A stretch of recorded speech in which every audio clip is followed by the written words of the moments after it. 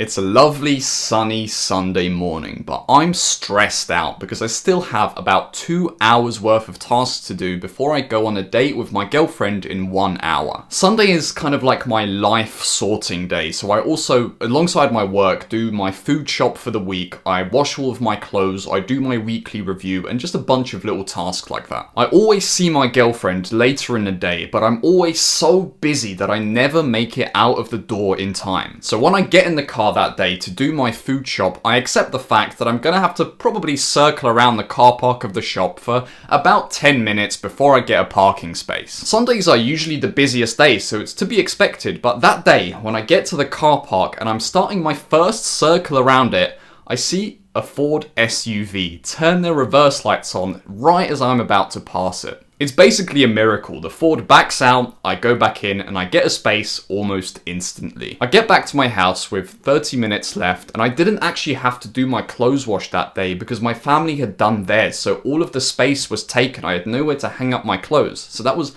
another 10 minutes saved. So I quickly do the rest of my tasks, hop in the shower, get ready, and when I'm putting my shoes on, I have 10 minutes left, and it only takes 5 minutes to get to my girlfriend's house. I had made it on time today. I basically accepted my victory at that point. I even spent an extra couple of minutes going into the back of the shoe cupboard to look for a pair of shoes that I haven't worn in a while because I had the luxury to do that now. And when I got to the car and turned my car on, I even let it run for 30 seconds as I turned some music on with a smug look on my face. I text my girlfriend that I'm on my way. I have 7 minutes left when I leave. The GTA San Andreas Spotify playlist blasting through my speakers. I'm singing along to it. And as I turn to the main road, I realize that I forgot the cakes. It was my mum's birthday yesterday and she had some cakes that she wanted me to give to my girlfriend's family. I knew that taking those cakes with me would make my mother happy, but not taking them with me would make her sad. I got to the point in the car journey where I'd have to take a 2 or 3 minute detour to get back home, so I had to accept the fact that I was going to be 10 minutes late as usual. I was upset because it wasn't just that I didn't make it that day. It went deeper than that. It was the culmination of all of the times that I had been sloppy. I saw myself as this put together, organized entrepreneur guy, and it was brutally true in that moment that that wasn't the case. And in that moment, I remembered why I was actually late all of this time, and it wasn't all of the tasks I had to do. It was actually all of the times that I pressed the snooze button and woke up 15 minutes late because it can't hurt.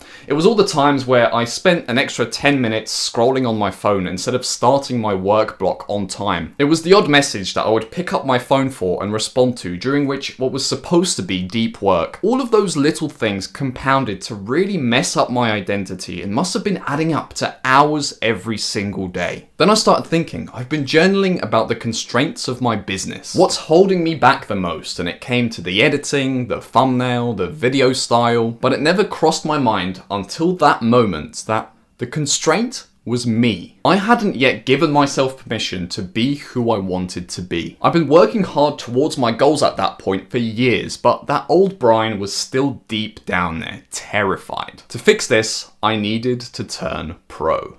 9-to-5 jobs have to be treated seriously by default. You have to turn up on time, you have to respect your boss's wishes, otherwise you're going to get fired. When you forgo that and start working for yourself, it's easy to be sloppy and waste time. We have to cultivate this professionalism in real life now. Before we start, my name is Brian, and my goal is to help you quit your 9-to-5 job. So if you're sick of earning a shit average wage with a small chance of a 10% promotion at the end of every year, if you're sick of working for 12 hours a day on things that aren't really bringing you forward, then you are like us. Everyone on this channel is working to build this better life for themselves, a life where they're free and they don't have to answer to anyone. So welcome to the movement.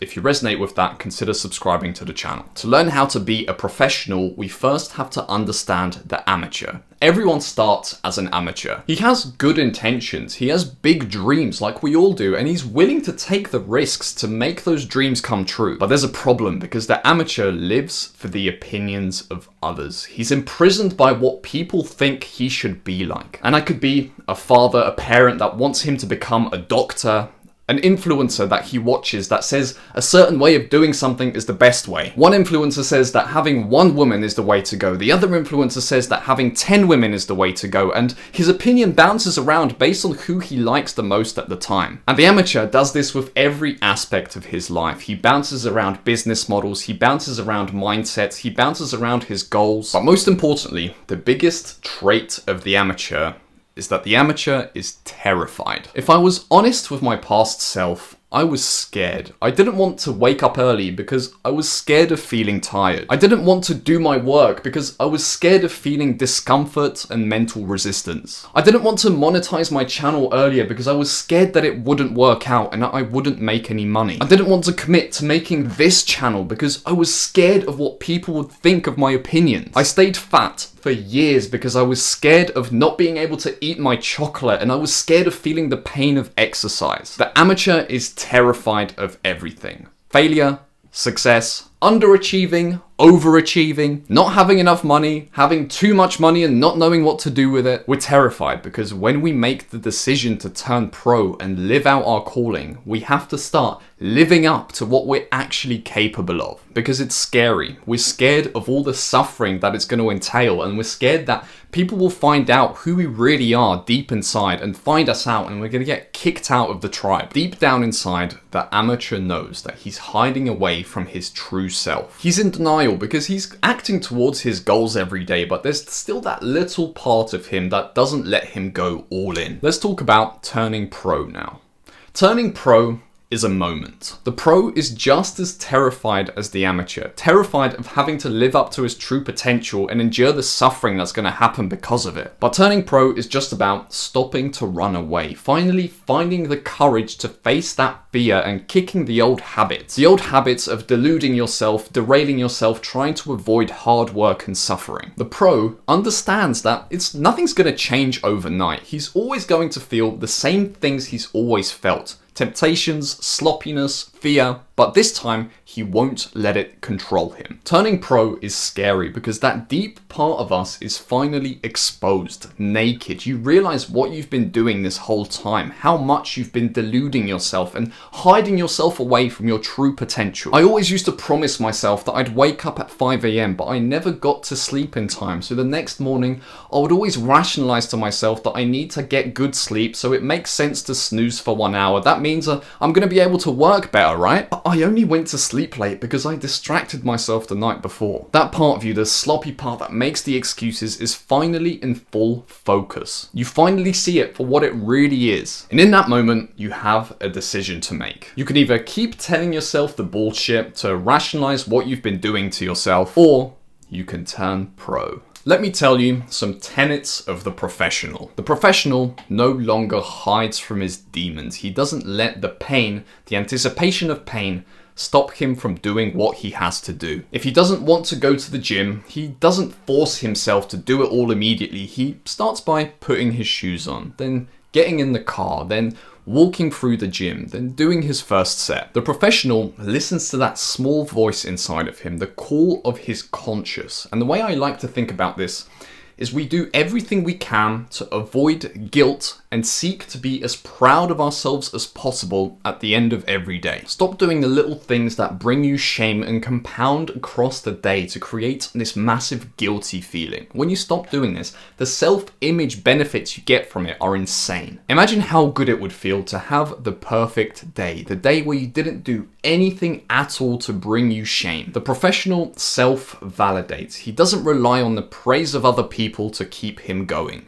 He takes pride in what he's accomplished today and lets that make him feel good. Start making yourself proud from the moment you wake up. Don't hit the snooze button. Start doing your work on time. Finish it on time and focus the whole way through. Success is just these good days compounded over time anyway. So don't take success or failure personally, because if you keep making yourself proud every single day, it's only a matter of time. We all know that lifestyle inflation, hedonic adaptation exists, where we get to a certain certain level and it's like our new norm. So the reward you're seeking isn't really the reward anyway. The real reward is being able to be proud of yourself every single day. Because of this, as a professional, you don't dwell on how good the past was or how good the future's gonna be because you're doing the work for it right now. All happiness and sadness, shame and pride comes from how good we've done today. The professional listens to themselves first. Stop looking for permission from a parent or influencer or whoever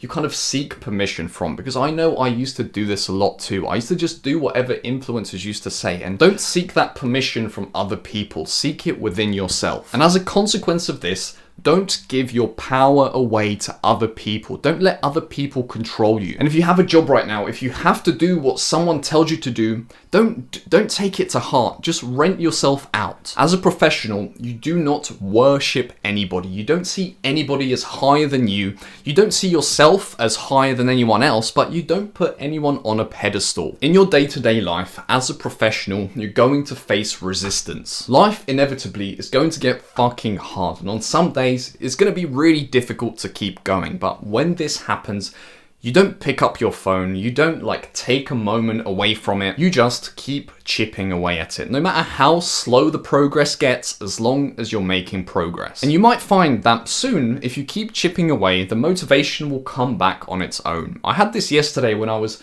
reading a book. I really wanted to finish this book I was reading, and I felt this resistance. I found it really hard to keep going and reading it. But across the next half an hour, as I just kept slowly chipping away, writing down my notes, I found myself actually enjoying it. So as a professional, do not wait for inspiration. Act in spite of it. If you don't know what to do, just start, because the inspiration comes from the action you're doing anyway. As a professional, you always come prepared. You accept no excuses from other people or yourself, and you always play hurt. So if your legs are a bit sore from yesterday's workout, like my legs were really sore on Monday from Friday's workout, but I still went and I still did legs. I might have not gone as heavy as usual, but I still did them. As a professional, you should be relaxed in the face of terror. Remember, the amateur is terrified and so is the professional, but as a professional, when you approach something that really scares you, that would keep the amateur paralyzed,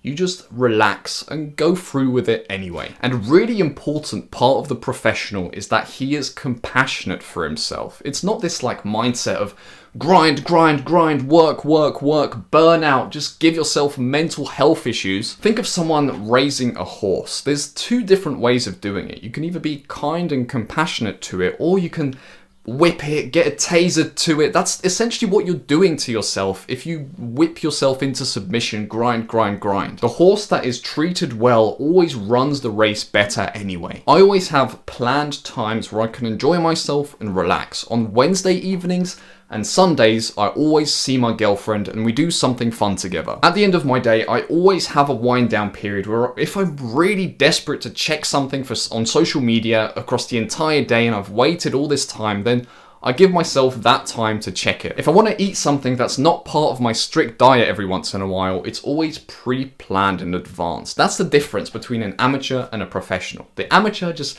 lets himself slip. He does these things all day, every day. He lets it compound into hours of wasted time, and the professional carefully structures it. Let's talk now a little bit about the life of a professional and how a professional approaches life. The professional approaches his life like a Buddhist monk approaches his meditation. He approaches his life like Patrick Bateman from American Psycho approaches his skincare routine. Your life and your routine is like this dedicated practice that you do. You almost take your shoes off before you enter it, if that makes sense. You basically treat yourself and your life with a little bit of respect. As a professional, your car is always washed and clean. Your floor never has little bits of crumbs and shit on it. Your nails are always relatively tidy. Your workspace is kept clean because that's literally the sacred space that you're going to retire your family from. Your schedule is always followed and respected. Your clothes always fit you quite well. And most importantly, you finally start living up to the person you've always wanted to be. You still have fun in your life, but this time it's guilt-free, and it's when you're actually supposed to be having fun after a hard day's work. Those demons that you used to be terrified of slowly die because avoiding guilt makes you proud of yourself every single day. You realize that scrolling Instagram for 10 minutes in the past when you were supposed to be working for a bit of fun actually made you guilty. It was fun for that 10 minutes, it might have relaxed you a little bit, but it fucked with that deep part of your psyche. Even if you had a bad day of work, you didn't get much done,